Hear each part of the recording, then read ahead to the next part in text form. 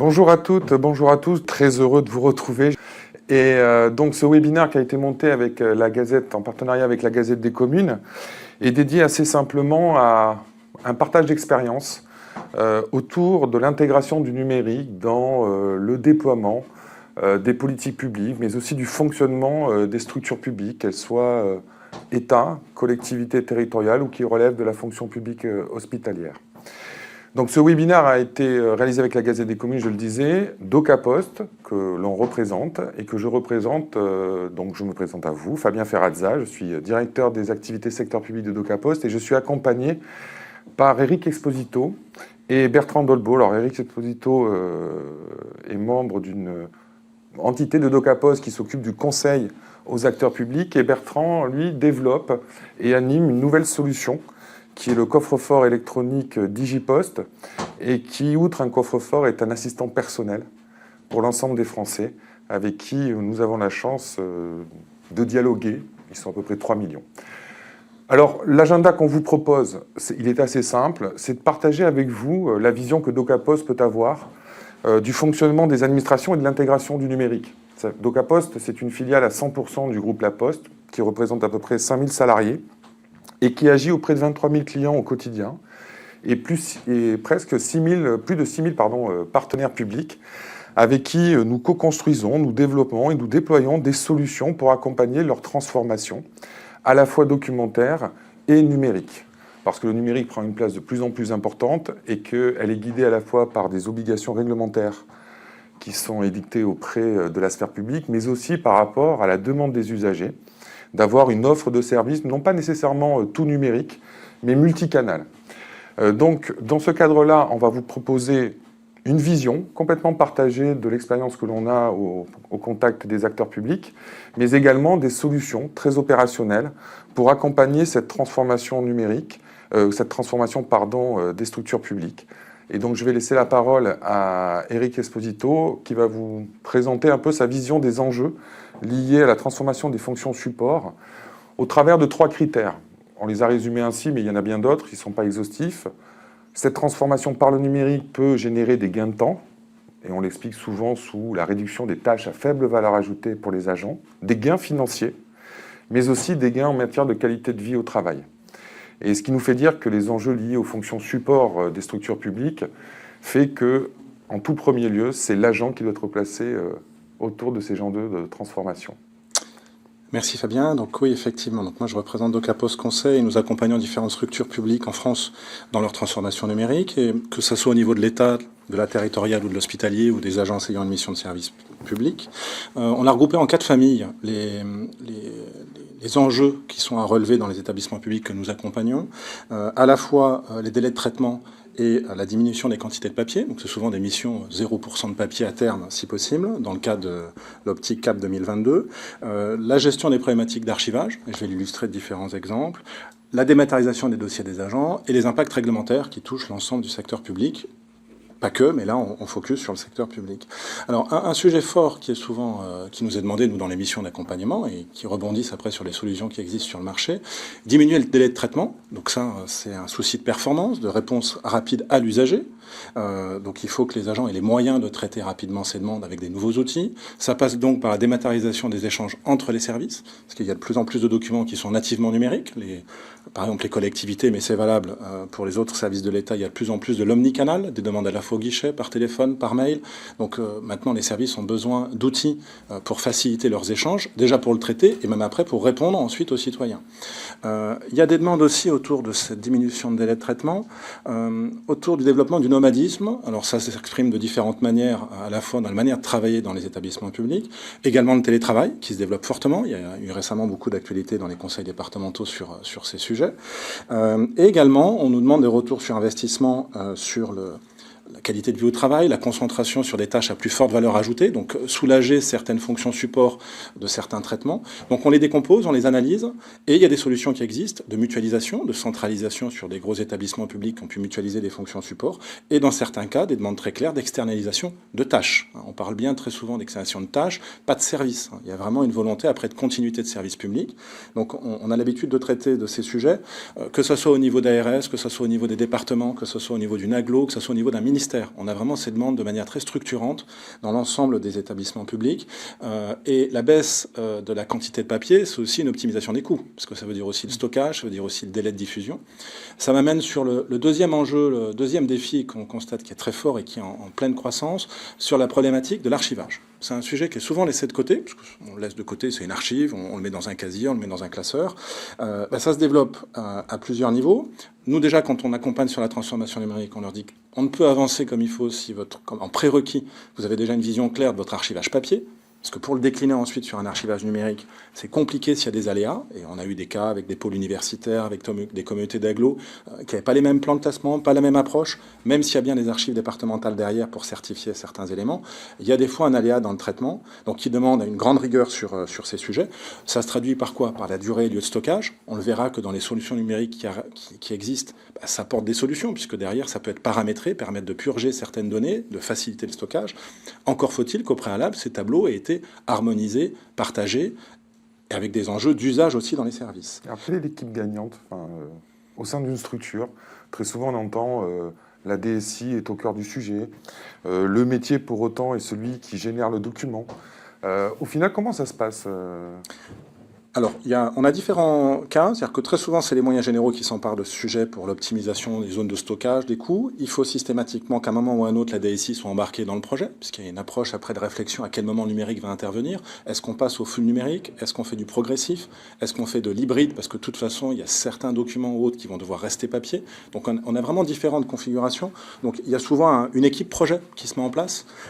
Les deux écueils que nous cherchons systématiquement à éviter dans nos missions, c'est d'une part qu'il y a un chef de projet clairement identifié, donc qui est très souvent les moyens généraux, qui va travailler, monter un groupe projet, je vous le disais, DSI, métier, parce qu'il y a souvent un impact métier, on va le voir avec les enjeux réglementaires, et une gouvernance, que ce soit portée par la gouvernance, idéalement le DG, le secrétaire général, suivant la taille de l'administration, avec une ARS, la secrétaire générale, avec une université, le DGS, avec une collectivité, le DGA, sponsor souvent de ces dossiers. Donc c'est assez varié les clés d'entrée, et elles commencent à se multiplier, puisque quand on prend l'exemple des collectivités où il y a entre 150 et 250 métiers suivant la taille de la collectivité, ça peut venir de la voirie, ça peut venir... Donc ça va dépendre un petit peu des priorités. Alors de plus en plus, c'est sur l'optimisation des coûts. Donc on rentre par l'angle des coûts, mais c'est là aussi la richesse sur le secteur public. On a une variété de pratiques, avec même une accélération des demandes, là, ça va faire 6 à 9 mois, autour de sujets, donc par rapport à l'archivage, sur le système de la copie fiable. C'est-à-dire qu'il y a une évolution réglementaire forte, au-delà des évolutions technologiques, qui permet, quand certains protocoles de numérisation sont respectés et certains protocoles d'archivage numérique, donc c'est assez contraignant, mais cette contrainte permet derrière de supprimer le papier. Alors ça demande des validations, notamment des archives départementales, mais quand ce chemin est engagé, et on a pu accompagner des établissements dans ce chemin, que ce soit des communautés d'agglos qui ont décidé à la fois de passer au zéro papier, on l'a vu dans le premier enjeu, mais en même temps d'alléger leurs coûts en termes de zones de stockage. Alors, il y a toujours, nous, on est là aussi pour faire des ratios, des comparaisons. Ben oui, avoir une numérisation avec certains protocoles et un archive électronique, ça a un coût. Mais on le met en balance avec la fluidité de traitement derrière, le fait qu'il y ait moins de coûts de stockage papier. Voilà. Donc là, il y a des analyses qui évoluent et qu'on met en avant dans ces établissements. Pour ma part, ça fait seulement 4 ans que je suis au sein de DocaPost. De la Poste et de DocaPost, avant, j'ai passé 25 ans dans le secteur public. J'ai toujours en tête que que le zéro papier est un mythe. Est-ce que vraiment l'enjeu, c'est la dématérialisation ou c'est l'alliance du papier et du numérique par rapport aux usages qu'on en fait? Alors, aujourd'hui, c'est encore un mythe. C'est une vision que maintenant ont de plus en plus d'administrations de tendre, d'avoir cet objectif-là, parce qu'on était récemment sur un accompagnement d'un conseil départemental qui est en train de numériser le traitement de l'APA, qui est l'essentiel des flux et des budgets du conseil départemental. Donc de toute façon, en termes de traitement en interne, la cible zéro papier est une réalité. Ils doivent tendre vers le zéro papier pour le stockage parce que les outils de numérisation existent aujourd'hui et ça crée une fluidité dans l'analyse des dossiers. Maintenant, il n'y aura pas le zéro papier sur toute la chaîne puisque dans le cas des usagers là concernés, ils ont besoin de support papier et par rapport au public cible, les personnes âgées, les personnes dépendantes, il y a des problématiques d'inclusion numérique où il y aura toujours un service de proximité pour garder le contact et il restera du papier. Mais l'organisation cible, en tout cas pour l'organisation de l'établissement public, c'est maintenant vers le zéro papier, c'est vers la transformation des usages, parce que c'est une demande du citoyen qui veut de plus en plus des réponses rapides, si possible sur son smartphone, si possible par SMS, tout avec les contraintes de sécurité. C'est une demande de plus en plus forte des agents qui travaillent dans la collectivité. Quand il y a les citoyens, les agents qui demandent, les politiques ou les décideurs, forcément, ils vont dans ce sens-là. Et c'est aligné avec CAP 2022, qui est une directive derrière aussi qui est donnée. Donc si je résume bien, au final, on est sur un volet un peu hybride de la gestion de la transformation interne des structures publiques, avec une nécessité d'avoir une alliance entre le métier et la direction des systèmes d'information, portée par une direction générale qui présente la cible et qui amène à conduire le changement en mettant au centre l'agent, qui est quand même l'élément moteur de l'action d'une structure publique. Exactement. Et on a de ce fait, nous, beaucoup d'actions d'accompagnement pour susciter, quand on fait des cartographies ou qu'on analyse des situations, l'idée c'est aussi d'identifier les zones de blocage, les ambassadeurs, pour créer de l'adhérence après, quand des solutions vont être déployées, pour transformer les usages. Alors vis-à-vis des agents, qu'est-ce qui se passe en fait ? Alors, il y a des attentes, puisque les agents aujourd'hui sont eux-mêmes de plus en plus connectés. Ils se rendent compte que justement, il y a des tâches qui peuvent leur être simplifiées par les outils numériques. Par contre, il faut qu'ils comprennent pourquoi l'administration veut le faire. Quand c'est pour des raisons d'optimisation de coûts, il faut être très clair là-dessus, il faut l'expliquer. Quand on veut optimiser les espaces et modifier les zones de travail, il faut aussi clairement l'expliquer. D'où l'intérêt d'avoir aussi des acteurs quand on veut réduire les délais de réponse aux différents citoyens. Donc il y a des tableaux de bord qualitatifs qui se développent. On a beaucoup de collectivités où c'est pas une révolution, c'est une mise en marche sur ces sujets. Et après, il y a des métiers qui le prennent à bras-le-corps. Donc c'est pour ça qu'on avait mis en exemple la dématérialisation des dossiers RH des agents.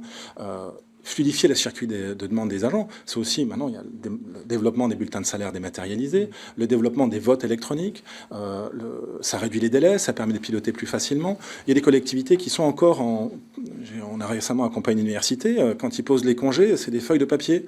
Pour poser ses congés, suivant si on est cadre ou pas cadre, c'est encore papier. Un nouveau DSI arrive, il prend des chantiers, il a décidé de commencer par le micro-chantier, de dire, je veux une vision consolidée des absences, et c'était une demande des agents. Donc ils ont mis en place un intranet, un SIRH, qui va permettre justement à la fois aux agents de déclarer plus facilement leurs congés, avec un décompte automatique. Voilà, c'est des chantiers qui se mettent en place. Quand on parle du dossier RH des agents, c'est très large. Ça va du bulletin de salaire, les absences, les relations sociales, les élections. Il y a eu une vraie transformation sur les 3 versants de la fonction publique, notamment avec les élections qui ont lieu tous les 4 ans en décembre dernier.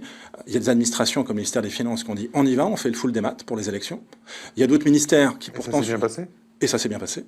Donc, avec des taux d'adhésion importants, donc il y avait des enjeux forts de représentation pour les syndicats, de suivi. Il y a d'autres collectivités dans le territorial ou dans l'hospitalier, il y a eu des hésitations, donc ils sont restés soit sur du papier, soit sur du mixte. Donc on voit il y a différentes maturités dans les administrations, donc ça évolue vraiment. Si je résume au final, en fait, une bonne transformation, au-delà de la technique nécessaire, elle débute par l'usage. C'est-à-dire que pour faire adhérer au final les agents à une transformation, en me plaçant dans une de mes anciennes fonctions de DG, en fin de compte, c'est de dire l'agent est au centre, on commence par des usages, ça peut être une micro-tâche, mais au final, qu'il y a un déploiement massif au sein de la structure publique, et il y a une adhésion et donc une appréciation à l'usage de cette transformation qui fait qu'on peut enchaîner sur le deuxième usage. En partant d'une logique, pour résumer un peu ta présentation, on est dans une logique documentaire au départ, on peut aller vers une logique full démat, mais en fait, on s'aperçoit toujours qu'il y a une étape intermédiaire qui est en fait la gestion de l'hybride, justement, pour accompagner l'agent. Et en fait, le deuxième enseignement, c'est que quand on pense le processus documentaire avec le numérique, c'est que tout document créé doit être pensé de façon à être archivé. Et qu'en fait, au milieu de tout ça, des fois, il y a des confusions, mais qui sont, même dans les entreprises privées, on le voit, entre ce qui est un module de gestion électronique de documents et un système d'archivage électronique, à vocation probatoire, puisque ça engage la responsabilité et la durée de conservation de ce document. Pendant 20 ans, en fait, on a une inflation réglementaire. Est-ce qu'aujourd'hui, on arrive au bout du bout ou pas, ou en fait, on va faire une pause, parce qu'en fait, avec une succession d'obligations réglementaires, ça met, entre guillemets, à mal les organisations qui n'ont pas nécessairement le temps de pouvoir digérer ces obligations. Là, tu mets le doigt sur un sujet sensible dans les collectivités et qui concerne l'établissement public au sens large, sur ces évolutions réglementaires, effectivement, qui s'accélèrent dans le cadre de la transformation numérique, mais qui sont à la demande aussi des usagers, parce qu'on disait mettre l'usager au centre. Quand on parle de saisine par voie électronique ou de silence voie acceptation, c'est juste une transcription de ce qui se fait déjà sur le papier. La RGPD par rapport aux données personnelles, de toute façon, c'était une attente aussi des usagers. Donc il y a des collectivités, des ARS, des universités qui ont pris ça à bras-le-corps pour tout de suite s'en saisir, qui ont investi pour être aux normes, respecter la réglementation, d'autres qui sont en attente, qui attendent de voir ce qui va se passer, et d'autres qui nous appellent des fois en urgence, en gestion de crise. On n'est pas au clair réglementairement, on risque d'avoir des recours et c'est une gestion de risque, et on le gère en urgence. Il y a des transformations réussies. On voit, là, récemment, on a accompagné un bailleur social qui nous disait moi, ce qui m'intéresse, mettez-moi en place un Chorus. Parce que Chorus, pour les administrations, ça a été une vraie transformation sur la finance. On a encore quelques départements à la marge qui sont un peu en retard, qui se rendent compte que ça n'a pas pris, parce que justement, les usages n'ont pas pris dans les services. Donc ils réimpriment les factures, ils les font signer, puis ils les renumérisent derrière. Il y a encore ça, mais on le voit aussi dans les entreprises privées. Là-dessus, il y a plutôt une bonne performance sur le secteur public sur ces sujets. Il y a des réglementations qui avancent à marche forcée, les commandes publiques, c'est aussi un des sujets qui est important sur ces sujets. Et globalement, effectivement, l'impact réglementaire, là aujourd'hui, va... Et c'est un constat, accélère la transformation numérique. Tout dépend si l'administration concernée veut être plutôt en avant et leader sur le sujet, notamment quand elle fusionne avec une autre entité, quand les problématiques de fusion sont fortes aujourd'hui, que ce soit dans les rectorats, que ce soit dans les ARS, dans les communautés d'agglomération. C'est des sujets où les impacts réglementaires accélèrent ces transformations. Très bien. Merci beaucoup Eric pour cet éclairage. Alors c'est vrai, on pourrait en parler des heures en fait. Mais là, l'idée, c'est qu'à partir de ces éléments-là, on puisse vous présenter, nous, la manière dont on a pu intégrer en fait l'ensemble de ces enseignements et les solutions que l'on voit assez clairement sur l'accompagnement des structures publiques à leur transformation par le numérique, tout en proposant des dispositifs hybrides qui permettent de gérer cette transformation et à la fin de répondre à ces trois éléments. Le premier, c'est des économies d'échelle, parce que ça c'est un élément important. Le deuxième, c'est la qualité de vie au travail. Et ce que moi j'observe dans les différents programmes de recherche et développement que j'ai pu mettre, c'est dire qu'en fait les usagers, enfin les agents au final, quand on leur présente simplement les choses et qu'on leur montre la réduction de leurs tâches à faible valeur ajoutée, ils se retrouvent dans la qualité des services qu'ils peuvent rendre, notamment aux usagers. Voilà. Et en fait, quand on a conçu un peu cette gamme secteur public en matière d'optimisation des fonctions support, pour nous, il y avait trois éléments importants. Le premier, bien entendu, c'est de proposer des services numériques, alors qui sont sous le vocable tiers de confiance. Ce n'est pas tellement un abus de langage, c'est l'idée de dire que les solutions que l'on présente reposent sur une infrastructure qui est d'une part présente en France et qui est bien entendu totalement sécurisée, ce sur quoi DocaPost a fortement investi, notamment dans ses propres data centers, et des services de lutte contre la cybercriminalité, par exemple, qui permet d'assurer, au travers des process que l'on met en place, des services de confiance et de sécurité pour permettre à l'administration, en quelque sorte, de rendre un service conforme, d'une part, à la réglementation, mais aussi au devoir et à la demande qui est faite des usagers d'avoir une administration de confiance. Et quand on passe du physique au numérique, il faut pouvoir certifier ce type de service. Bien entendu, des services documentaires, puisque là, on rentre sur des sujets de dématérialisation assez simples. Et puis, dans une logique qui est de préparer ou d'accompagner, on pense nécessairement que derrière les outils numériques, le service humain est important. Et on s'aperçoit de plus en plus que, sur la base de nouveaux services qui sont faits, un certain nombre d'acteurs publics nous confient l'externalisation d'un certain nombre de tâches et de services, d'une manière générale, bien sûr, avec l'idée de pouvoir renforcer le pilotage des prestataires et d'avoir une logique de retour sur investissement. Alors, très simplement, quand on parle de services numériques, on est sur ce que tu as pu décrire, très simplement, c'est de dire à un moment donné, on est capable de proposer des solutions de gestion électronique de documents jusqu'à l'archivage, mais aussi des principes de traçabilité et d'horodatage que l'on peut voir à travers des certificats ou de la signature électronique, qui est aussi un accélérateur par rapport aux enjeux de la dématérialisation. Sur les services documentaires, c'est de dire, en fait, on est capable de trouver des économies par des services de massification. Je prends un exemple. Demain, je serai à la CNAM, à l'assurance maladie, pour présenter les solutions DocaPost, notamment sur l'intégration des lettres recommandées électroniques.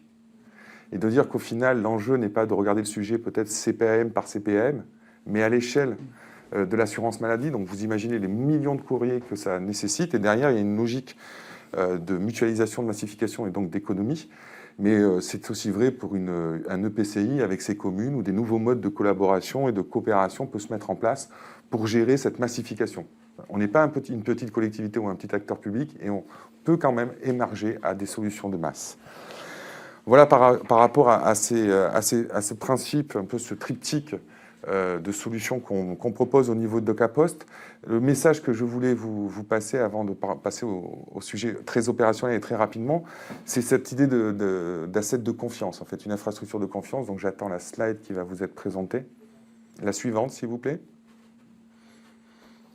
La technique. Bah, écoutez, on va le faire à l'oral, hein. C'est le direct, c'est les plaisirs du direct. Donc, de manière très très simple, hein, on repose sur une infrastructure, je le disais, de data center, une infrastructure qui permet d'activer un certain nombre de solutions à partir de clés, de manière assez simple. C'est comme un trousseau numérique, en fin de compte. Et on engage en fait tous les services de confiance derrière. C'est-à-dire, vous avez une capacité à dématérialiser vos documents. C'est un format électronique. Et celui-ci peut être certifié par une signature électronique. Et on remonte dans la chaîne de valeur jusqu'à l'archivage de ces documents au sein de vos services. Alors, à partir de cette infrastructure, développeurs que nous sommes, on est quand même en confiance pour proposer des solutions qui peuvent intéresser les administrations pour générer des économies, mais aussi pour faciliter leur travail au quotidien. Et là, on va prendre un sujet assez simple, qui est au final un peu dans l'ADN de DocaPost parce que c'est la Poste, et que depuis Louis XI, la Poste s'est un peu spécialisée dans la distribution du courrier. Et donc là, on s'est interrogé sur l'intégration du numérique dans des solutions de massification de courrier dits sortants. Enfin, pour faire simple, c'est l'envoi de documents, très simplement. Et là, je vais appeler là, voilà, merci beaucoup. Et là, en fait, on s'est aperçu que un opérateur classique pourrait imaginer une seule et même solution pour tout le monde. Et bien, dans une logique de transformation, on s'est dit, on va rentrer d'abord par l'usage. Et là, on a un outil qui s'appelle Maileva, qui est fortement répandu dans le secteur public. Et puis, on a une deuxième solution, c'est dès lors qu'on passe par un usage et qu'on se rend compte que ce même outil peut être déployé dans l'ensemble des services d'une administration, on passe à une infrastructure de masse avec un besoin au niveau de la direction générale de pilotage qui, avec Mailema, se fait au niveau du service. Et là, on passe véritablement à une grande échelle en matière d'économie, notamment financière. Peut-être le pitch, très rapidement. Voilà. Donc, je t'en prie. Donc c'est vrai que sur ces sujets, il y a beaucoup d'administrations qui émettent encore des courriers au fil de l'eau, hein, et qui ne peuvent pas être industrialisés par rapport au format des documents.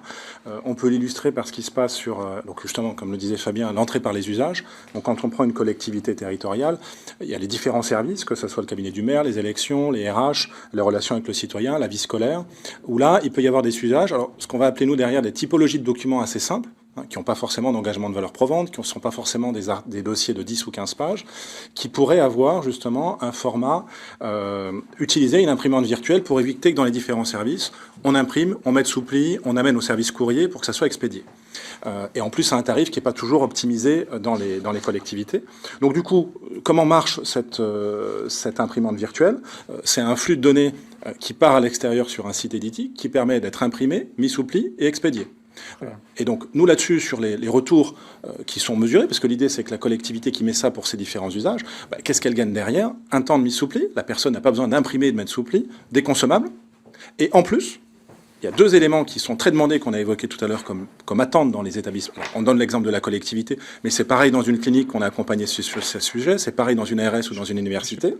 C'est que derrière, les deux autres retours sur investissement intéressants, c'est le délai de traitement.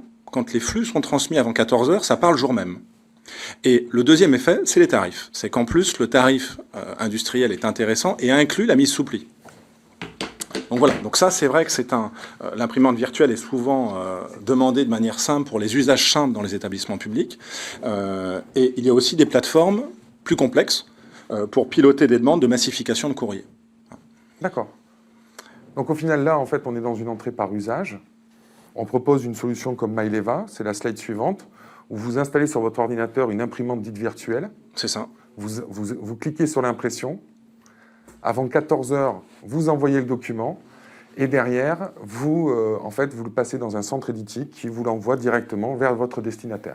Et juste pour te compléter là-dessus, il y a des solutions qui existent, on installe sur l'ordinateur, d'autres qui sont en mode connexion distance sur le web, et qui permettent derrière de répondre à un des enjeux qu'on avait dit, diminution du stockage papier. D'accord. Quand certains acteurs cochent l'option « je veux le retour », c'est des envois de recommandés aussi, avec valeur probante. Si je veux avoir le récépissé, plutôt que d'avoir mon stock de récépissés qui s'accumule dans mon classeur, je clique, j'ai l'option du retour du recommandé.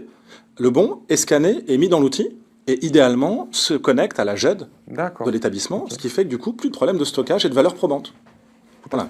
Donc, en fait, Maileva rentre par une logique d'usage et par la suite, quand cet usage est répandu au niveau de l'ensemble de l'administration, pour accélérer le déploiement de ces solutions de dématérialisation et d'envoi en masse, on a une solution qui s'appelle HubMail, qui permet de massifier avec des retours sur investissement par rapport aux logiques d'affranchissement de près de 30%. C'est-à-dire que vous avez un gain économique.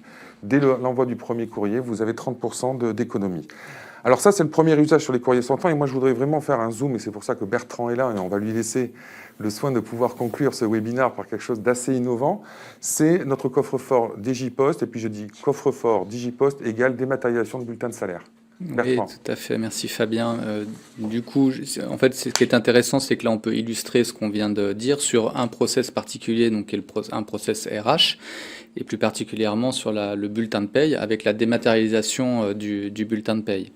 Et donc Digipost, c'est une solution qui permet à une organisation, publique ou privée, de proposer à ses employés de recevoir leur bulletin de paye sous format numérique.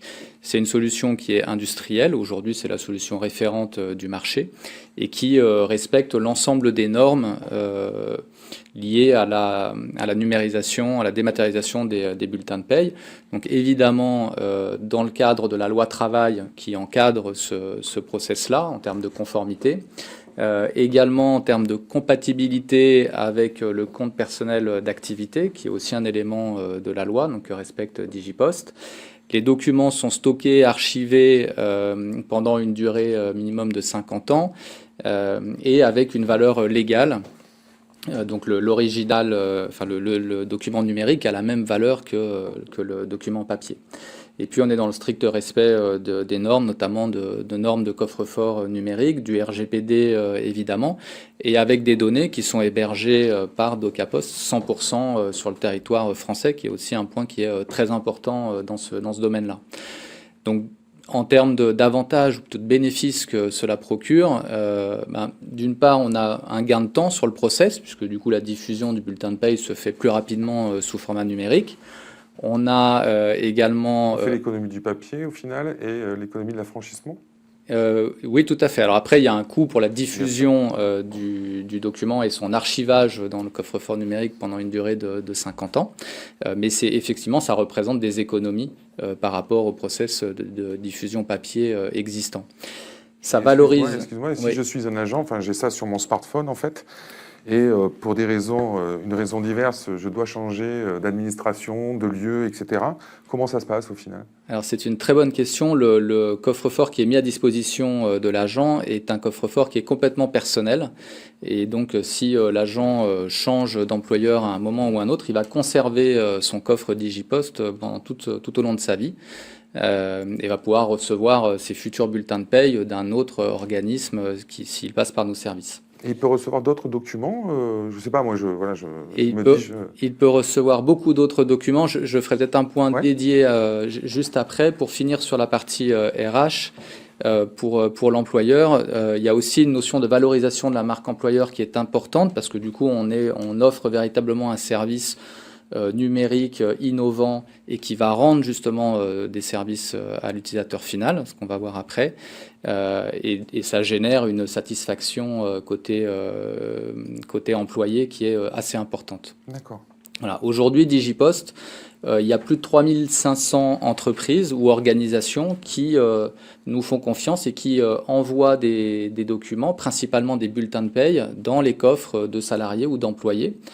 Et parmi ces organisations, il y a un certain nombre d'organisations publiques au sens large, y compris des conseils régionaux, des conseils départementaux, des bailleurs sociaux, également des universités. Le dernier sujet, ça a été le Conseil régional d'Île-de-France, de mémoire. Oui, tout à fait, qui vient de déployer, effectivement. Et donc, côté utilisateur, on a aujourd'hui plus de 3 millions, même 3,5 millions d'utilisateurs finaux qui utilisent ce service. Qui est un service vraiment utilisé puisque aujourd'hui on a plus d'1 million de personnes qui se connectent tous les mois, une fois par semaine en moyenne. Voilà, donc c'est un usage qui est très important. Et l'utilisateur, l'agent, une fois qu'il reçoit ses bulletins de paye, ce que tu disais Fabien, derrière, ça devient son outil personnel pour l'aider à gérer son organisation, son administratif personnel. On peut le voir comme une sorte de boîte aux lettres numérique intelligente qui permet de recevoir et de classer automatiquement tous ces documents importants. les bulletins de paye, on en a parlé, mais aussi ses relevés de banque, des diplômes, des attestations de santé, des justificatifs de domicile, etc. Ça, c'est le classeur qu'on a tous à la maison, mais dans un smartphone ou sur notre ordinateur. Exactement, et intelligent puisqu'il se classe tout seul.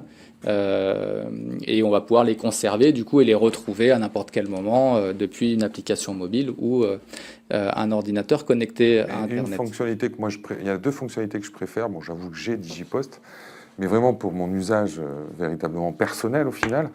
La première, c'est qu'il est capable de nous dire qu'en fonction des documents qu'il a, en fait, vis-à-vis d'un certain nombre de procédures, comme la carte nationale d'identité, on vous dit au final, vous avez 9 documents sur 10, il vous en manque plus qu'un pour être prêt à faire cela de manière pratiquement automatique. Et la deuxième, c'est la capacité, avec son smartphone, lorsqu'on est à un guichet, ou dans mon cas, c'était dans ma banque, où j'ai dû, pour une procédure, partager mon justificatif de domicile, je l'ai fait à partir de mon smartphone. Exactement, exactement. On a une fonction effectivement, un service qui est plébiscité, qui est le fait de pouvoir préparer ses démarches et donc son dossier de démarche, par exemple pour une démarche de location immobilière. Ouais. Digipost va préparer pour vous, donc pour l'agent du coup, enfin l'utilisateur final, tout son dossier avec ses derniers justificatifs de domicile, ses 3 derniers bulletins de paye, sa carte d'identité. Il va pouvoir le partager très facilement avec l'agence de location ou le futur loueur. Et puis s'il y a un nouveau bulletin de paye qui arrive entre-temps, le dossier il se met automatiquement à jour. Donc on a du coup beaucoup plus de chances d'avoir l'appartement de ses rêves grâce à Digipost avec un dossier toujours à jour, complet et transmissible très facilement. Et le dernier point que je voulais évoquer, parce que je crois qu'on arrive un petit peu au bout, c'est le fait que Digipost puisse aussi servir, non pas dans un processus RH, donc pour une organisation publique, mais peut aussi servir dans l'amélioration de la relation citoyen. Et on le voit notamment, nous, aujourd'hui, avec 2 secteurs d'activité. Le premier sur les bailleurs, avec les bailleurs sociaux. Donc aujourd'hui, on a un certain nombre de bailleurs sociaux qui envoient de manière dématérialisée les quittances de loyer dans un Digipost. Et donc le particulier les reçoit dans Digipost. Et on a également un certain nombre d'universités qui nous font confiance, donc dans le domaine de l'éducation, et où là, on envoie les diplômes ou les relevés de notes également dans Digipost. Donc on voit bien sur 2 autres illustrations que la verticale RH que Digipost est aussi un moyen qui permet d'optimiser et de simplifier la relation citoyen entre un organisme et un citoyen. Alors pour rebondir là-dessus, parce que c'est un sujet que nous on constate dans l'accompagnement d'établissements de l'enseignement supérieur, c'est tout à fait un usage qui se développe et qui rejoint les enjeux de transformation de l'administration, qui passe de plus en plus de temps pour des relevés de notes à le faire à la main. Donc là maintenant ils peuvent le verser dans un document de l'étudiant. Ils ont souvent des problèmes de rupture, c'est-à-dire qu'ils ont des environnements numériques de travail, des ENT dans les écoles, mais quand l'étudiant part, son compte est clos. Le fait d'avoir des coffres-forts de ce type, l'étudiant part avec ses relevés de notes et ses diplômes, et ça commence à boucler avec d'autres problématiques, ce qu'on appelle d'embarquement pour certains processus dans d'autres administrations. Et typiquement, ce qui intéresse les étudiants, c'est quand ils cherchent un job, qu'ils candidatent quelque part, qu'est-ce qui est demandé par les entreprises, le contrôle de la véracité du diplôme. Et là, il y a un enjeu intéressant, c'est que le coffre-fort Digipost, certes, est sécurisé, mais il garantit la certification de ce qui est versé dedans. Et donc, quand l'étudiant candidate, il peut transmettre son diplôme avec une certification qu'il est valable. Donc ça fait partie des boucles intéressantes. Pareil pour le logement, il y a à la fois le coffre-fort qui permet de stocker la quittance, mais qui permettra aussi aux personnes, comme ils ont leurs impôts, leurs salaires, de candidater à un logement et de fournir des documents qui sont certifiés exacts. Ouais. Et il y a une tendance aussi au contrôle, à la vérification et aux documents certifiés. Et il y a enfin des solutions qui permettent d'aller sur ces certifications-là. D'accord. Mais moi, je m'imagine, alors, je reviens dans l'administration, je suis séduit par cet outil. Comment ça se passe de manière assez concrète ? Il y a un accompagnement, c'est une activation, je ne sais pas, de la solution en tant que telle et on se débrouille, ou il y a tout un processus derrière qui permet d'accompagner pour aller jusqu'au bout de l'usage, en fait? Alors, les déploiements sont rodés, parce que comme je disais tout à l'heure, c'est une solution qui est industrielle. On a parlé des volumes. Aujourd'hui, on dépose plus de 5 millions de documents chaque mois dans Digipost, donc on est quand même sur des notions assez importantes. Après, on a souvent un besoin de conseil et d'accompagnement, donc on travaille souvent avec ces équipes sur ces sujets-là. Et le déploiement, nous, on a toute une méthodologie de déploiement qui est proposée avec tous les supports pour accompagner justement l'utilisateur final, donc le citoyen, l'étudiant, l'agent, dans le cadre de la dématérialisation. J'aimerais envie de savoir, je signe avec Digipost, en combien de temps je peux dématérialiser mes bulletins de salaire? Nous, ce sont des process qui se font entre 3 et 6 mois selon la complexité. Et le volume, non, ou c'est pas une question de volume, c'est une question d'organisation. C'est plus une question d'organisation, effectivement, et de préparation au déploiement. On a des jalons à respecter. Par exemple, dans le cadre de la loi travail, on doit informer les employés au moins 30 jours avant le déploiement de la dématérialisation dans le cadre d'instances légales. Donc voilà, on a un certain nombre de jalons comme ça qui sont inclus dans le délai que je viens de citer. Et pour que j'ai bien ça en tête, au final, le taux d'acceptation, parce qu'on est toujours dans une logique de consentement, il y a au final une adhésion massive des salariés, des agents à ce type de solution, où en fait on passe par de l'hybride, ou on peut passer directement au numérique par exemple? Alors, on est sur des très forts taux d'adoption. On a toujours une petite part qui reste sur le papier, donc c'est ce que Eric disait tout à l'heure, donc il faut savoir gérer, donc ce que propose aussi Digipost avec DocaPost. Mais globalement, on est sur des taux d'adhésion qui peuvent aller jusqu'à 80%, donc ils sont quand même très importants. Et quand on atteint 80% pour une administration qui met ses bulletins de salaire, de toute façon, dès l'instant où on atteint 20 à 30% d'adhésion, c'est rentable, parce que c'est autant d'économies de mise sous pli d'impression de papier. Donc nous, dans les retours sur investissement de nos analyses, quand il y a la démat du bulletin RH, on sait qu'il y a un retour sur investissement rapide pour l'administration. Alors quand en plus, ils constatent que ça monte à 70-80%, même si c'est progressif, voilà. Et en plus, ce qui est intéressant dans les questionnaires de satisfaction et dans le suivi, c'est la satisfaction de l'usager derrière, ou de l'agent dans le cas présent, puisqu'il y a les hésitants, mais il y a ceux qui constatent que de toute façon, le document qu'ils recevaient, ils finissaient par le numériser pour le stocker ou le transmettre à des dossiers. Donc là, il est numérisé, il est nativement resté numérique, certifié. Voilà. Il y a une boucle assez vertueuse qui arrive à s'installer sur ces sujets, qui pour le coup est un processus assez simple, au milieu du processus complexe RH global. Mais ce processus-là, du coup, est assez performant. Et la loi de travail a favorisé évidemment ce développement. Bah, écoutez messieurs, merci beaucoup. En synthèse, je dirais qu'au final, on va dire l'optimisation par le numérique et des solutions documentaires intelligentes dans le secteur public s'est engagée quand même il y a plus de 20 ans. Enfin, moi j'y étais. Donc j'ai mesuré le parcours. Je ressens moi une accélération avec une proposition de valeur que des opérateurs comme DocaPost font aux collectivités, qui sont centrés sur les usages et non pas sur les solutions techniques, et qui permettent de visualiser directement à la fois un retour sur investissement financier, mais pour l'agent que j'ai été, que peut-être que je reviendrai au final, j'en sais rien, mais en tous les cas, c'est de dire au final, je suis aussi optimisé dans mon travail quotidien par des solutions à la fois simples et déployables dans un environnement de confiance. Voilà, écoutez, je vous remercie beaucoup, je vous remercie à toutes et à tous. Merci. Par rapport à toutes les questions, on se permettra, excusez-nous, de vous répondre directement, et excusez-nous encore pour ces petits problèmes techniques, mais en tout cas l'essentiel c'est qu'on ait pu partager entre nous déjà tous trois, ça fait une occasion de se parler, mais aujourd'hui avec vous, ces enseignements qu'on peut avoir sur la transformation des acteurs publics. C'est pas un mythe, c'est une réalité. Merci. Merci. Merci.